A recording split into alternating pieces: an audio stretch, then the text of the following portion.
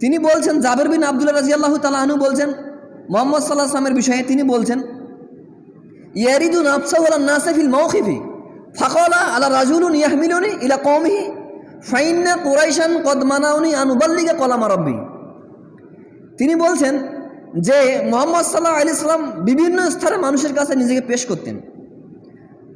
তিনি বলছেন মুহাম্মদ সাল্লাল্লাহু আলাইহি ওয়াসাল্লাম বিভিন্ন স্থানে নিজেকে মানুষের কাছে পেশ করতেন, পেশ করে বলতেন যে তোমাদের মধ্যে কোনো ব্যক্তি আছে কি, তোমরা কি কোনো ব্যক্তি আছো যে তার কওমের কাছে আমাকে নিয়ে যাবে?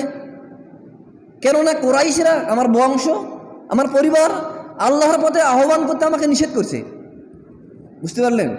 মুহাম্মদ সাল্লাল্লাহু আলাইহি ওয়াসাল্লামের ব্যাপারে তিনি বলছেন যে মুহাম্মদ সাল্লাল্লাহু আলাইহি ওয়াসাল্লাম বিভিন্ন স্থানে বিভিন্ন পরিবেশে নিজেকে মানুষের কাছে পেশ করতেন, নিজে থেকেই যেতেন। আর আপনাকে তো ডাকলেও পাওয়া যায় না, বা কোনো জালসা, কোনো প্রোগ্রাম, কোনো তালিম